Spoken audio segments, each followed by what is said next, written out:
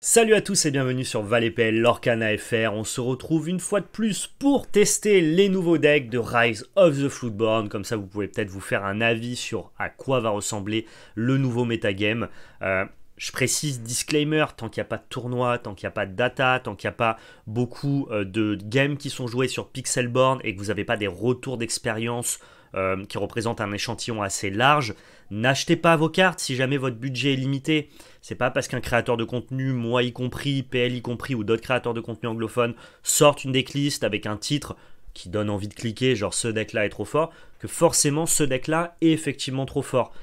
Pour valoriser, stabiliser un metagame, savoir quels sont les meilleurs decks, ça passe quand même par des phases de tests approfondis, de retour d'expérience, de multiples tournois, de l'analyse de data. Et là, si votre budget est limité, au bout de quelques semaines, quand le travail collectif de tous les joueurs aura défini ce qu'est le metagame et ce que sont les meilleurs decks, là il sera intéressant d'investir dans le deck que vous voulez jouer si tant est que vous voulez un deck vraiment compétitif.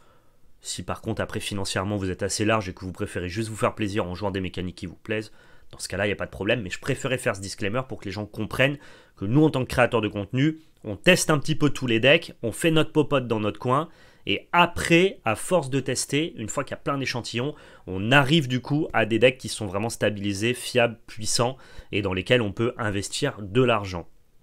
En tous les cas, jouez sur Pixelborn parce que c'est gratuit, ça vous permet de tester les decks en avance. C'est à mon sens la meilleure solution pour ne pas se tromper dans un achat. Avant toute chose, le pouce bleu si la vidéo vous a plu, en tout cas va vous plaire, c'est l'anticipation de confiance, vous mettez le pouce bleu au début de la vidéo et si ça vous plaît pas, vous le retirez.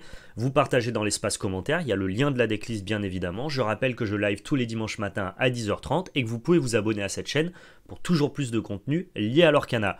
Aujourd'hui la decklist, ça va être très simple, peu de nouveautés, mais on va essayer d'upgrader le meilleur deck du chapitre 1. Le meilleur deck du chapitre 1, c'était le deck Humbersteel Song Combo.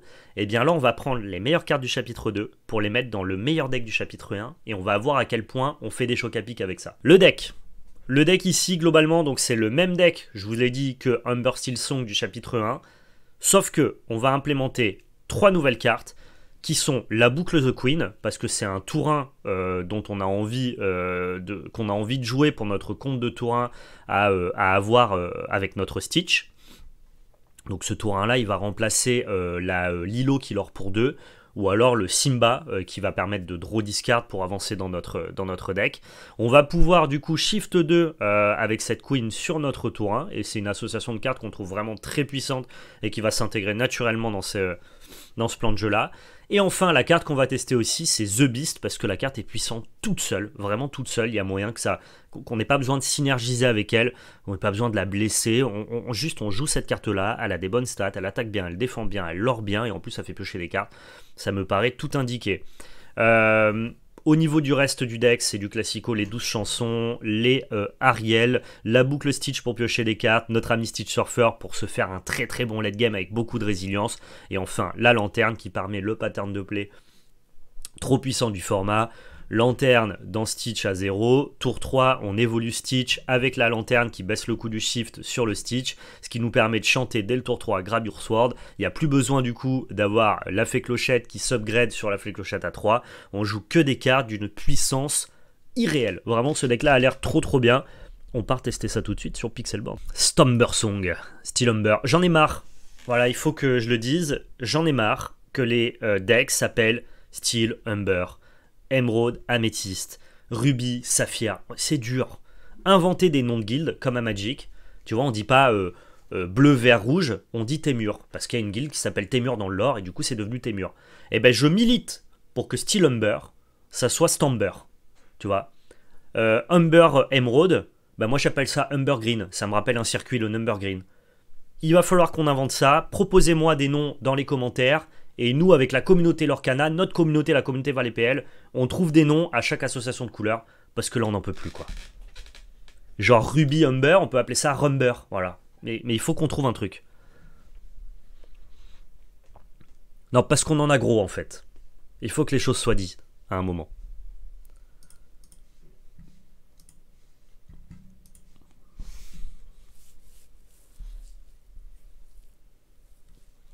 Dans la Cendrillon 1, elle va pas mieux chanter que ce que chante Ariel finalement, et comme on n'a pas de chanson à 3, il n'y a pas d'intérêt à avoir la Cendrillon 1, je pense en tout cas.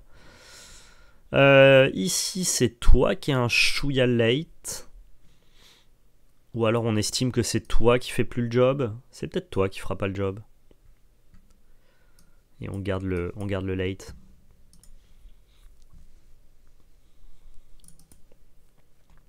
Non, c'est trop long quoi. Style Saphir. À chaque fois que je suis en train de parler, j'essaie d'avoir un flot de parole, un débit, tu vois, qui est très vidéoludique.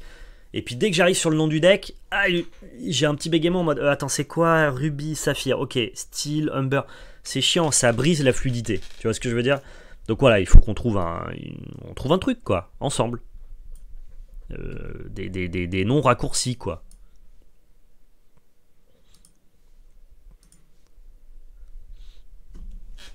Humber Emerald, Embrald. J'aimais bien Humber Green, mais pourquoi pas Embrald, ouais.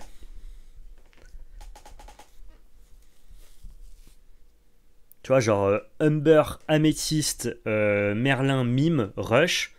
Bon, bah moi je l'ai appelé Rush and Mime, tu vois.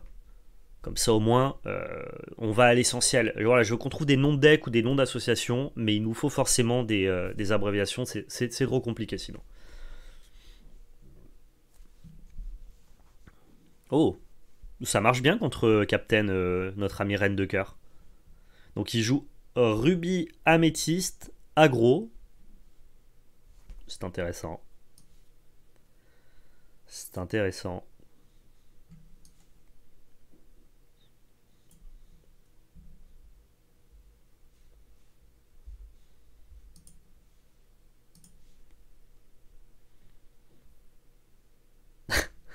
Saphir plus style, ça file droit. Très très bien.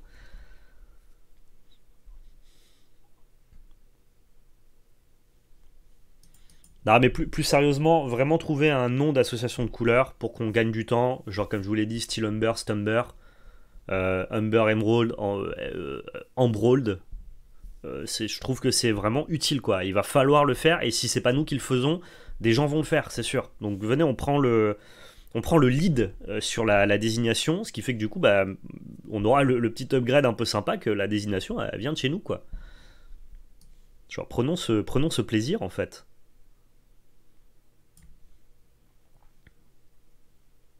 Cette satisfaction personnelle. Donc, dans les commentaires sur YouTube, on vous attend. Je veux des idées d'association et si elles me plaisent, je les utiliserai.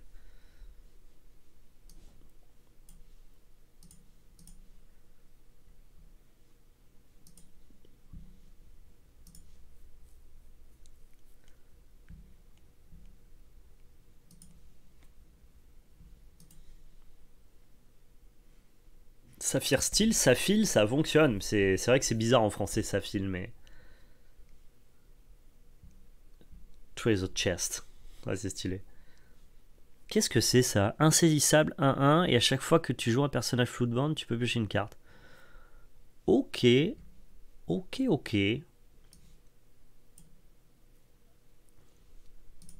Bah, cool, hein. Ça va piocher sec, visiblement.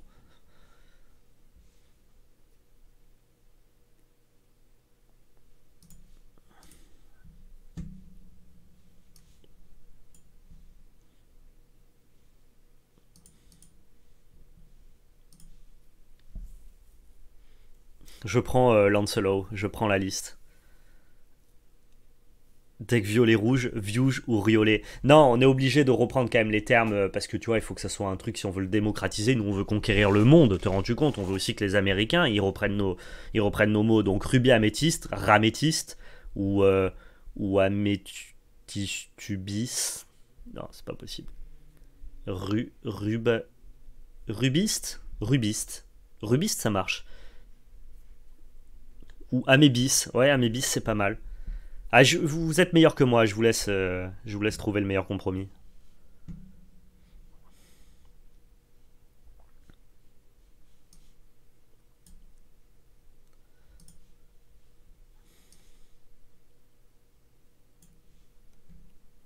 Rhumatisme. Je suis con de proposer des trucs comme ça, je sais que ça va finir en n'importe quoi.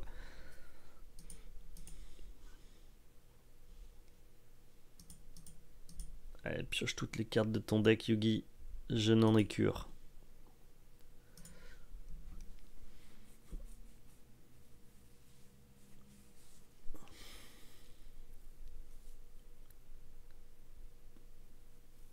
C'est vrai, tu utilises toujours les lettres anglaises, mais parce que tu joues depuis trop longtemps, Plume le chat, c'est pour ça. Franchement, c'est un vrai raccourci, quoi. Ah ouais, toi, tu joues pas 5C, quoi. Tu joues Wurg. C'est amusant.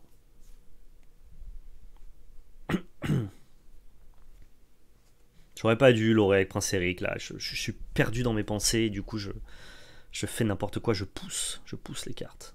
Arrête de pousser, Val. Gagne les parties, c'est important.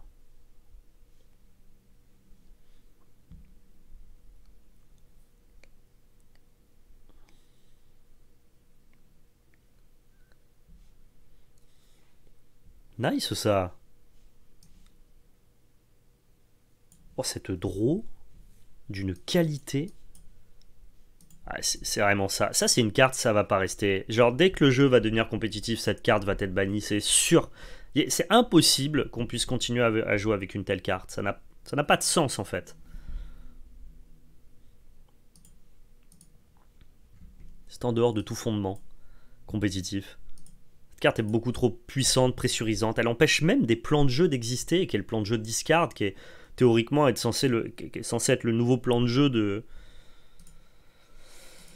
du chapitre 2, quoi. Ce n'est pas possible.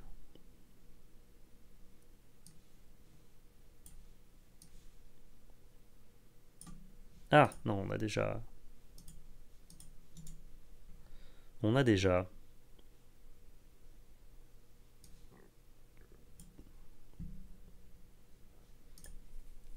Même ça, c'est border, ça va pas rester, ça, c'est sûr. Zo pour Naya ou Stompy pour Grul. Ouais, j'utilise aussi ces noms-là. Mais toi, tu dois être de la team des mecs qui, au lieu de dire Mardu, disent Team Italia. Au lieu de dire Jeskai, tu dis Patriote. Et au lieu de dire Sultai, tu dis Team Portugal. Ou non, t'es quand même pas de cette team très années 2000. Au lieu de dire Golgari, tu dis Evergreen. Et Orzhov, on disait Pikula. Exactement, Patriote. Pouah, ça, c'est toute mon enfance, quoi. Quand je regardais les tops de Legacy, je comprenais rien, mais ça me régalait. Pareil, Temur, c'était Canadian Threshold, quoi. La photo Lotus Noir, tout ça. Pikula, et ouais, l'ami Chris Pikula, qui a beaucoup œuvré pour abolir, en tout cas se battre contre la triche dans Magic. Un grand homme, vraiment. Super personne.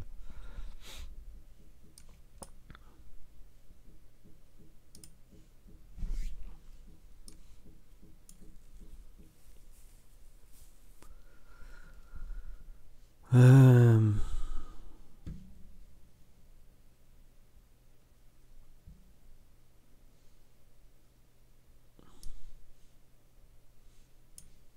Je peux tellement faire de trucs, c'est incroyable. C'est presque too much.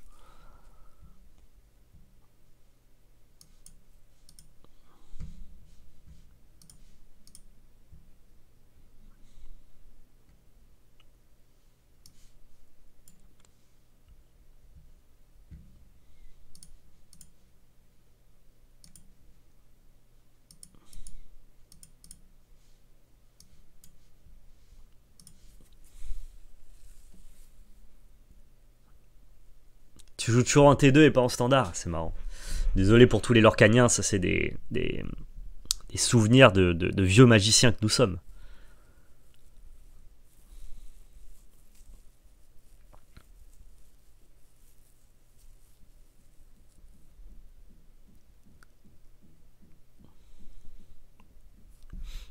Bon, on va bien repartir après cette soyez prête, ça devrait le faire.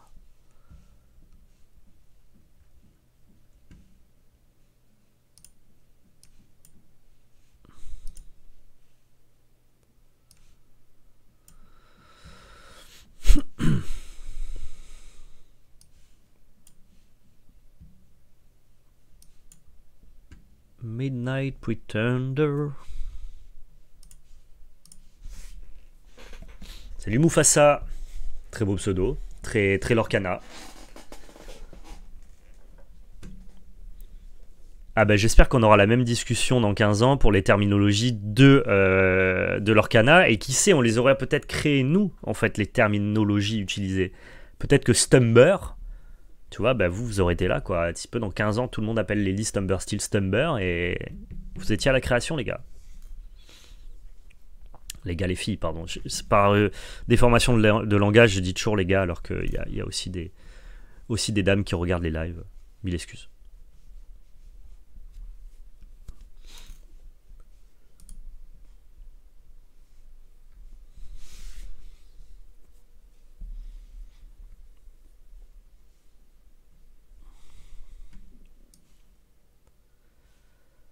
It's time to draw, je crois.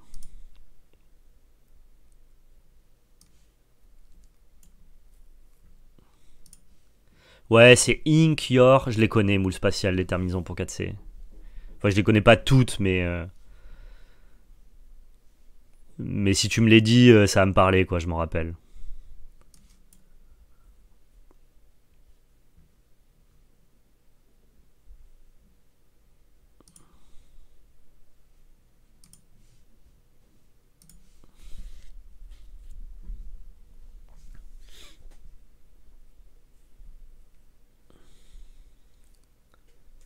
« 4C c'est 5C moins X, X étant la couleur manquante. » C'est pas ouf, hein.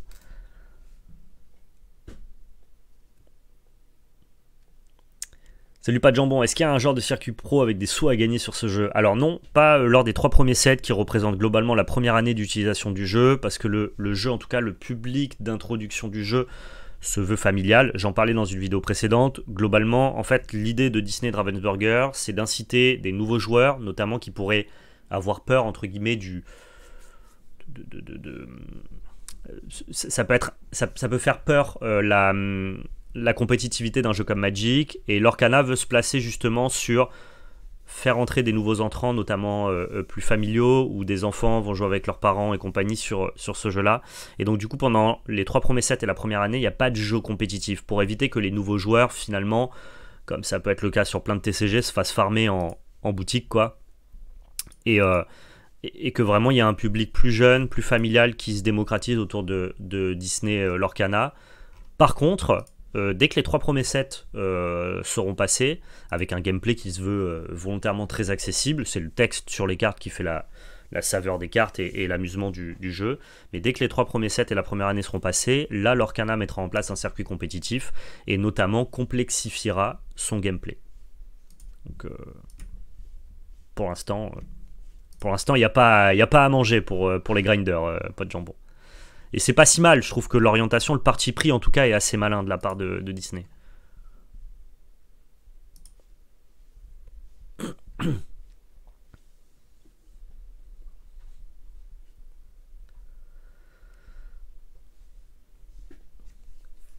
C'est massivement réimprimé à partir de décembre aux États-Unis. Il y a déjà plus trop de problèmes de stock, de ce que j'ai compris, Plume le chat, à voir.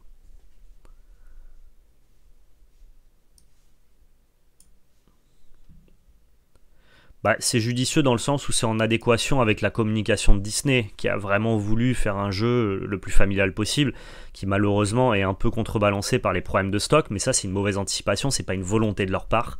Donc je trouve ça assez malin d'avoir mis l'accent sur le côté casual, familial, friendly, pour que toute tranche d'âge et toute catégorie de joueurs puissent jouer à Lorcana dès les débuts. Je trouve ça assez malin en fait, finalement, quoi. À voir ce que ça donnera le circuit compétitif.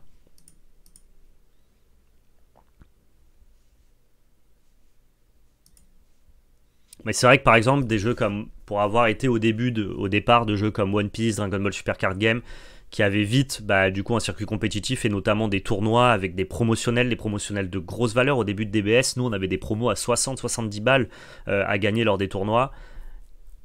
Et en fait, ça dégoûtait vraiment les gens qui étaient moins bons parce qu'ils découvraient le TCG alors que d'autres venaient d'autres TCG pour, entre guillemets, gagner les tournois. Et il y avait ce côté un peu, les nouveaux se faisaient un peu farmer. ça a fait sortir des gens un peu du jeu, et je pense qu'ils ont vraiment peur de ça et qu'ils veulent pas tomber là-dedans, Disney. C'est important pour eux que ça n'arrive pas.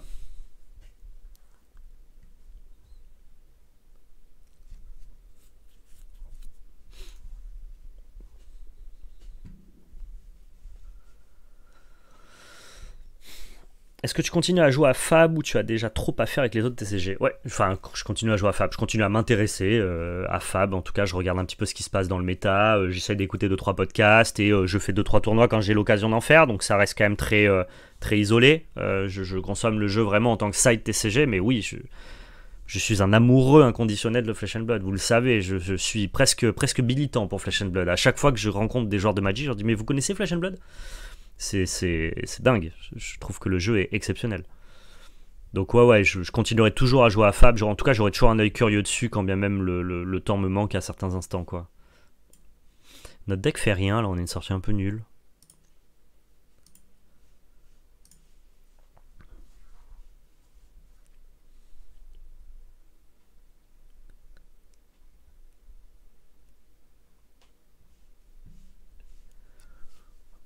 Ouais, et en même temps, il y a des gens qui ont aussi joué à Magic pour cette ambiance-là, entre guillemets, tu vois. Enfin, sans dire, je veux pas rentrer dans le truc, le trash talk et tout, moi, je suis pas trop de cette team-là, mais euh, l'aspect très compétitif de Magic, il a autant attiré qu'il a pu rebuter, c'est ça que je veux dire. Et je dis pas que c'est un mauvais parti pris. Juste, effectivement, Disney est sur une autre ambiance, et je la trouve, je la trouve judicieuse, quoi. Là où sur Magic, j'ai tendance justement à, euh, sans parler je parle pas du comportement, parce que le fait que le comportement se soit détoxifié par rapport aux années 2000 dans Magic, bah ça c'est plutôt une bonne chose, mais que pour le jeu, pour le coup, les grinders soient moins mis à l'honneur dans Magic, c'est pas un truc que je trouve forcément très très cool, qu'on casualise au maximum le jeu. Là où dans l'Arcana, je trouve que ça fait plus sens, et ça me va très bien. Je mettrai les liens dans la vidéo Usagi qui sortira sur YouTube. Quel plaisir cette biste quand même. On n'en parle pas assez de la biste, mais quel plaisir. Ça c'est fort aussi, hein. Attention, ça faut se méfier, c'est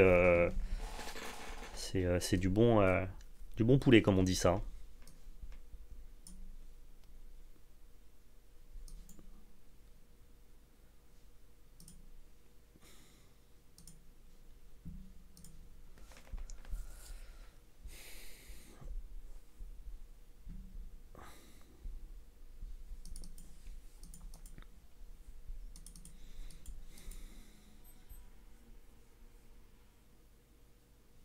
Ouais, tu peux jouer. Ah, je savais que j'aurais pas dû faire ça, je suis trop bête. J'ai pas compté son encre.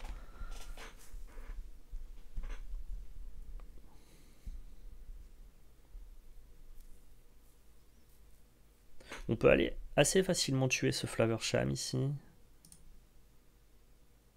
On va le faire. La carte est vraiment très puissante. J'aurais dû tourner autour de Maléfique, mais je connais pas son deck. J'ai vu qu'il en avait jeté une, je crois, ou en créé une. J'aurais pu m'en douter. Bon, c'est les premières fois que j'affronte les paquets. On a le droit de jouer un peu à côté, quoi. Merci Frozen Drop pour le sub, merci beaucoup. Mais oui, oui, pour Flesh and Blood, vous pouvez jouer gratuitement sur le soft qui s'appelle Talishar. C'est pareil, un soft développé par la communauté, exactement comme Pixelboard, de manière totalement gratuite. Merci Frozen Drop.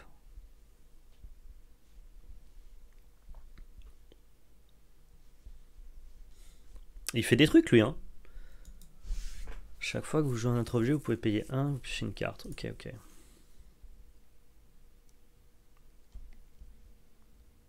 Il fait des trucs. Propre.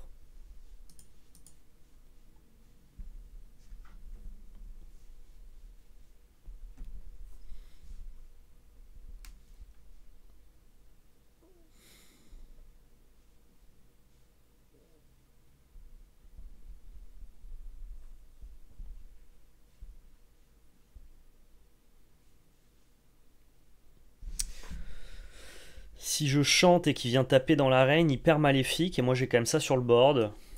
Allez, admettons que ça soit acceptable. Il est au top deck, faut qu'il retrouve une maléfique pour punir mon Stitch slamé sans value. Généralement, le Stitch, on aime bien le jouer quand on a du mana à disposition derrière pour commencer à piocher avec nos cartes d'early game. Là, c'est vraiment lui dire, si t'as une maléfique, vas-y, je suis à toi. J'espère pas. Ça va, plutôt une bonne nouvelle. C'est vachement fort, ça.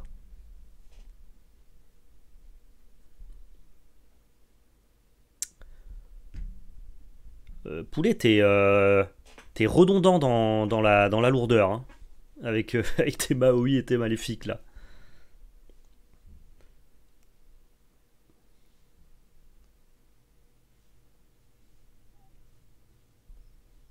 C'est un soft...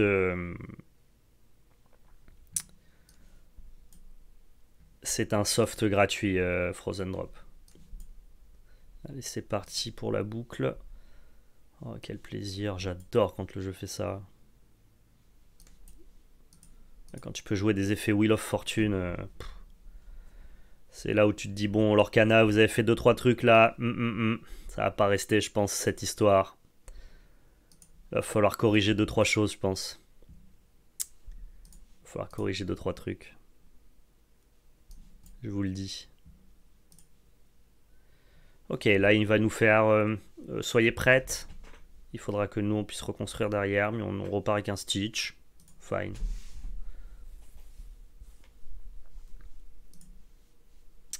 C'est à partir de lundi le Black Friday sur Ultimate Guard. Ouais, on mettra ça en avant sur les réseaux sociaux, sur Twitter. Passez par notre lien hein, directement en description de n'importe quelle vidéo, de n'importe quelle chaîne, que ce soit la chaîne Lorcana, la chaîne Multi-TCG ou la chaîne principale. Vous avez le lien Ultimate Guard et il y a le Black Friday qui arrive où vous avez 10% sur votre commande.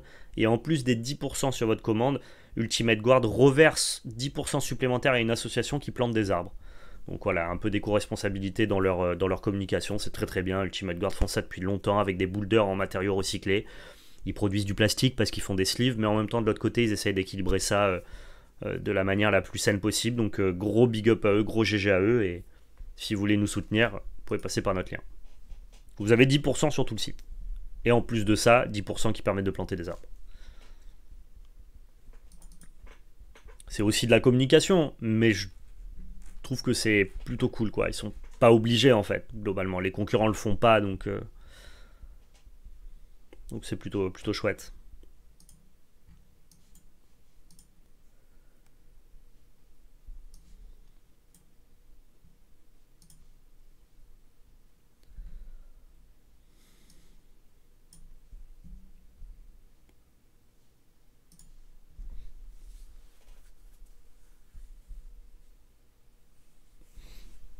J'ai pas l'impression qu'on soit capable de gagner cette game en late game. Est-ce que lui, il jouerait pas des machins paddy là? Ouais, je pense que quand il développe trop son plan item, à moins qu'on arrive à le battre à la meule peut-être. Je sais pas. Ça me paraît quand même très complexe. Il a passé 2 soyez prêtes. Mais nous, on n'est pas très très haut en lore hein, finalement.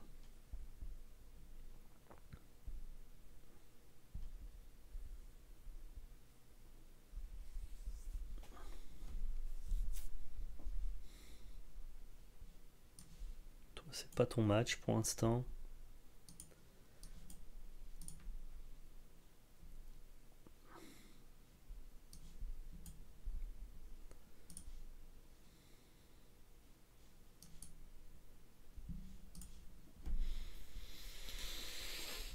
Je sais pas de combien d'items il dispose. À mon avis, pas mal. Mais il faut qu'il soit capable de tuer sans se meuler. On peut peut-être l'avoir à la fatigue. Sachant que nous, on accélère pas mal la meule des gens avec nos rêves bleus. Il a le grand Pabou là. Que vous retirez au moins un jeton dommage de vos personnages. Gagnez 2 éclats de l'or. Ok. Il va soigner. Vous pouvez choisir un personnage et le retirer de... Ok, je comprends ce qu'il veut faire. Est-ce que ça va suffire? Possible, hein. Le grand Pabi. De quel Disney il vient ce grand Pabi là? Je connais pas moi. Ah, ça va, Mergotel, t'en as combien poulet?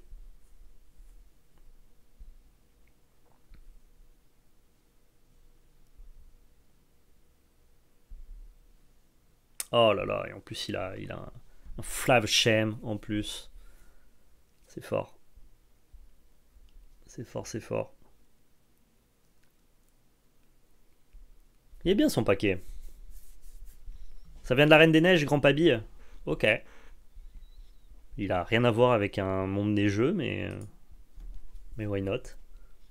Enfin, visuellement, je parle. Hein. J'aurais pas du tout dit Reine des Neiges, mais je vous fais confiance. Je ne saurais dire. Ok, bon. Ça va là.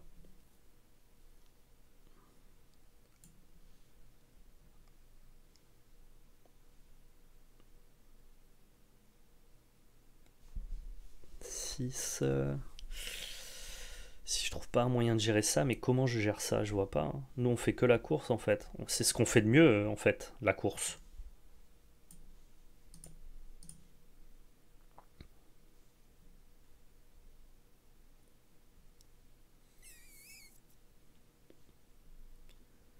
Ouais.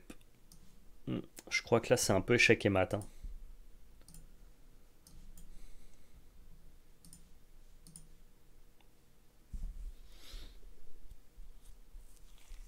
Je crois que là, c'est un peu échec et mat.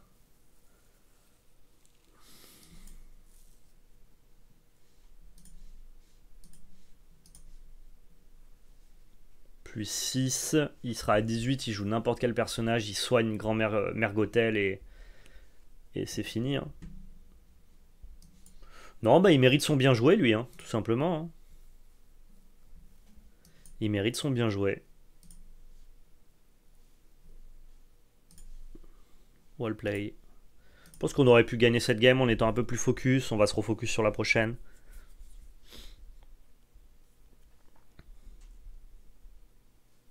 Ah, comme ça au moins.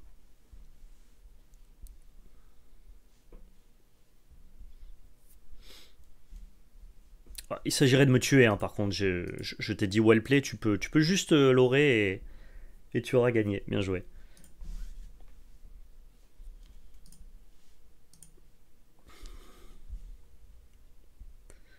Tu penses qu'à terme il y aura des decks combos, ça va peut-être à l'encontre du jeu? Non, il y a déjà des decks combos Move Spatial. Finalement, un Burst Steel Song, c'est presque un deck combo. Les decks items ressemblent un peu à des decks combo. Il y a déjà des associations de cartes qui font effet infini en rubis améthyste. Je crois pas du tout que ce soit à l'encontre de la politique du jeu, hein, globalement. En tout cas, je pense pas.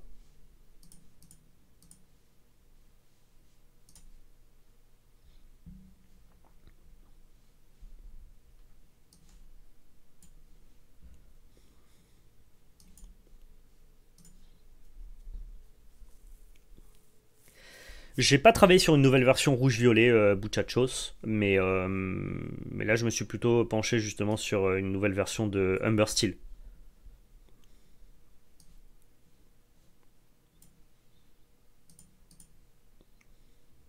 C'est quand même fort d'avoir un alter pour 2, sachant que derrière tu l'auras pour 2, ça a l'air quand même un peu débile quoi. Je sais pas à quel point ça va être giga joué et dominant cette carte là, je m'interroge. En tout cas, l'oppo d'avant il était intéressant son deck, il a mieux joué la game que nous. Peut-être qu'on aurait pu faire mieux j'imagine, mais c'était intéressant de voir une synergie objet qui donnait beaucoup de grind dans late game quoi. Contre discard vert jaune, c'est pas trop dur. Avec ce deck là, c'est super simple, tu joues ce rêve bleu, on s'en fiche de la discard du coup.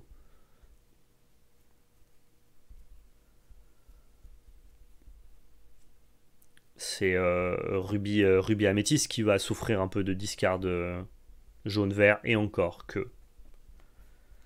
Moi, Metavix, c'est pas excessivement puissant, discard jaune-vert.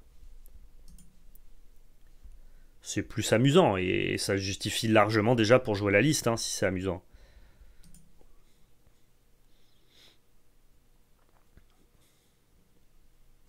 Qu'est-ce que tu fais, poulet, toi?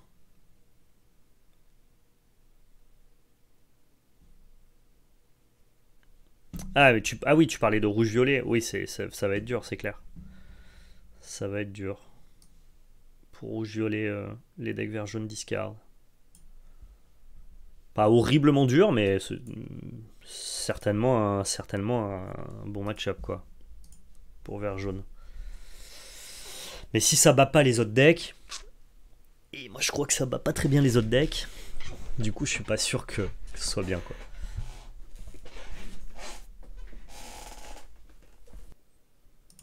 Je crois que je vais hard chercher un Stitch. Hein. Ok.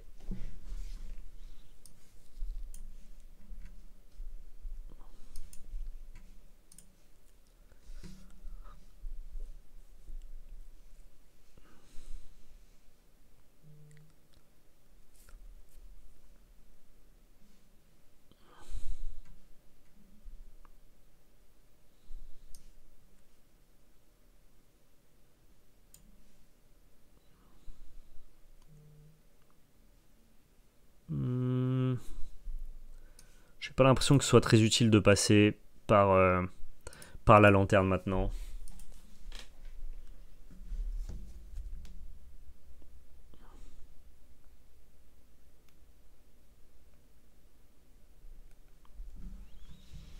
Il faut qu'on trouve une fée clochette contre le poulet.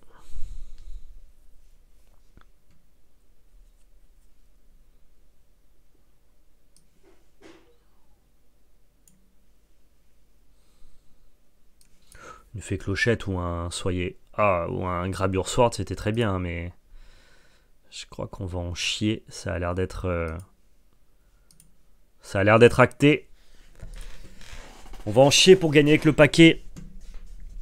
En tout cas, sur cette game-là, si on trouve pas une fée clochette ou un. Ou un Grabure Sword, ça peut être problématique.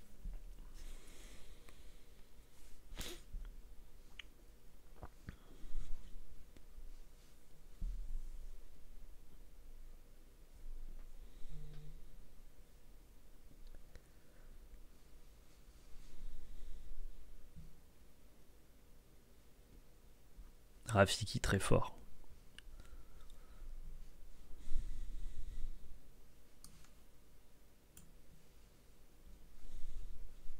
On va double lanterne ici juste. Et pas chanter parce que sinon on va lui donner un Rafiki qui sera trop valable, qui aura tradé 2 bêtes, c'est trop de value négatif pour nous. Ah, c'est quoi ça? Je suis coincé, j'ai pas eu le temps.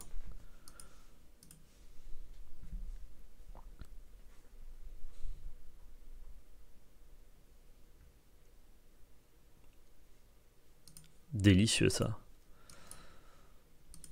Ça c'est une super draw. Ok, ça part de là. Maintenant on est bien, on a stabilisé, on a notre Stitch sur le board, une chanteuse, 2 lanternes. La plupart de nos draws sont bonnes. Si c'est des draws d'early game, elles font piocher sur Stitch. Si c'est des draws de chansons, ça nous permet potentiellement avec ce Revel Bleu de se refaire une main. Si c'est un Stitch Surfer, dans un tour on est capable de le caster. Ça va. Ça va, ça va. Ça c'est plutôt ok. Ah, si jamais je pars en... Si je l'or avec Stitch et qu'il upgrade avec un Aladdin, on est en PLS. Donc on va pas le faire. Je crois qu'on va passer.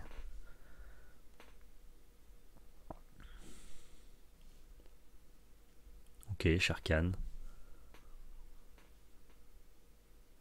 Ça a l'air de plaire aux gens, hein, cette association-là, ce petit Sharkan. Nous, on est d'accord avec PL, on l'a mis dans notre top. Je trouve que la carte est super, super cool, bien designée. Ça fait envie, quoi.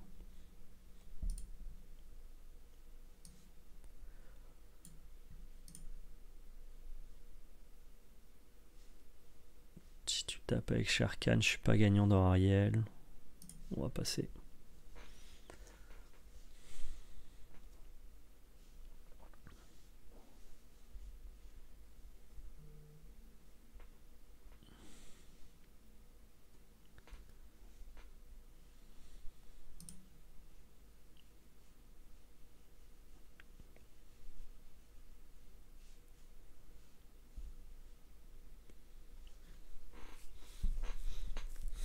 Qu'est-ce que tu nous fais là, pouletto? Tu peux pas attaquer avec tes charcanes, je t'ai pas donné à manger. Merci. Disais bien. Bon, on va juste piocher un maximum de cartes, comme des gros gloutons. Comme ça carry les lanternes, c'est fantastique, quoi. Pareil, si je lui donne une beast, ça veut dire qu'avec un Aladdin, il prend plus 4 de l'or, et il nous enlève 2 de l'or. C'est genre pas rien, mais en même temps, derrière, on garde notre Stitch. Vas-y, je prends. It's okay.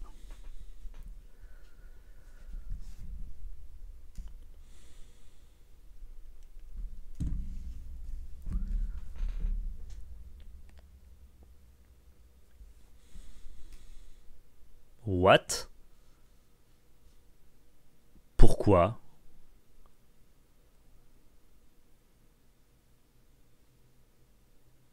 What? Pour gagner plus de l'or?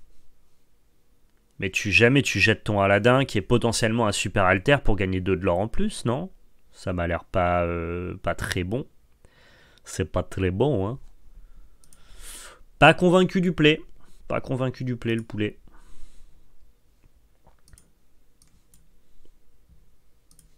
Et nous, on va juste se gloutonner, hein, finalement.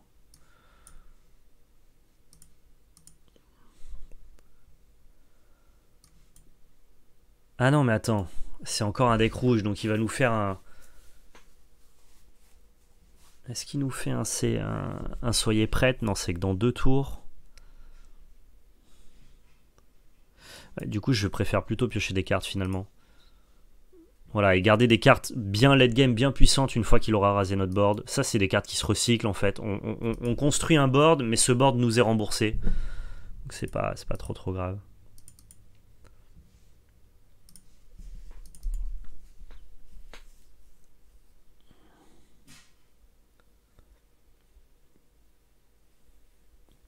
Ah ok, la carte Winnie l'ourson, oui, ça permet de laisser épuiser un personnage un tour de plus. Ok, intéressant. Je me souvenais plus ce que faisait la carte, mais c'est très flavor avec l'image, cela dit. Ça ressemble beaucoup à ce que fait la carte finalement, le dessin. Ce bon gros Winnie.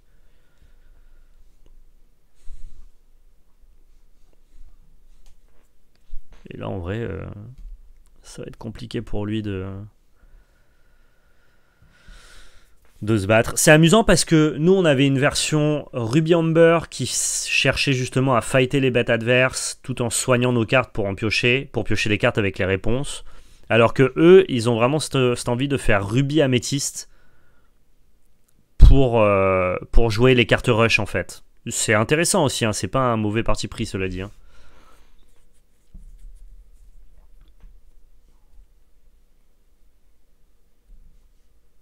On n'a pas l'état là, un l'or près. Allez, pose-le là, t'en meurs d'envie. N'hésite pas. Fais-toi plaisir. Eh oui, bien sûr.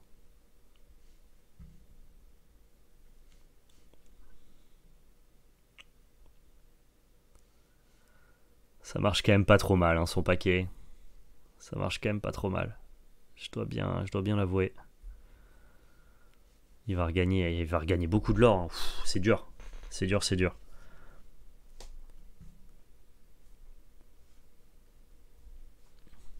Normalement, en altérant avec Rockstar, on devrait regagner nos 10 de l'or pour finir la partie. Normalement.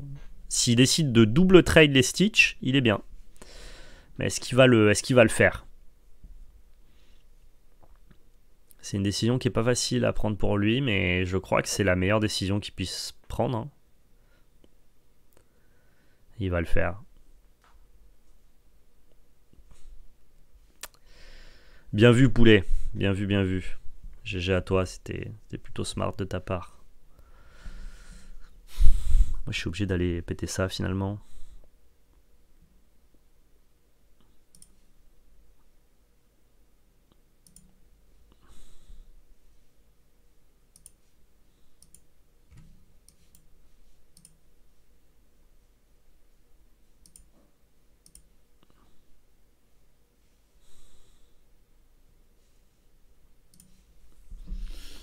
J'ai du mal à voir comment il nous met les deux derniers lords à distance. Ouais, qu'il est genre... Non, je vois pas.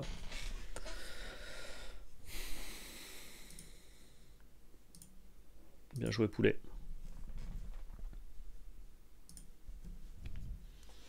Nice. Victoire. Victoire. Je pense qu'on va s'arrêter ici du coup pour ce deck. Très très sympa, j'ai kiffé. Je sais pas si le plan Beast et le plan Reine-Mère s'implémentent dans Humber Steel Song. J'ai trouvé le deck très puissant, mais parce que le deck est puissant, mais je suis pas convaincu que les ajouts que j'y ai fait soient excessivement pertinents. Ça demandera plus de game pour... globalement pour le savoir, mais en tout cas j'étais très content de pouvoir vous présenter cette version là, cette liste là. Si la vidéo vous a plu, bien sûr, vous n'oubliez pas le petit pouce bleu, l'abonnement, vous partagez dans les commentaires, vous pouvez dérouler la description, il y a tous nos liens, que ce soit le lien d'affiliation avec Ultimate Guard ou alors même le lien de nos autres chaînes si jamais vous êtes intéressé par d'autres contenus Magic, multi-TCG ou évidemment contenu Lorcana. Merci à tous d'avoir regardé cette vidéo et surtout n'oubliez pas, c'était de la belle magie.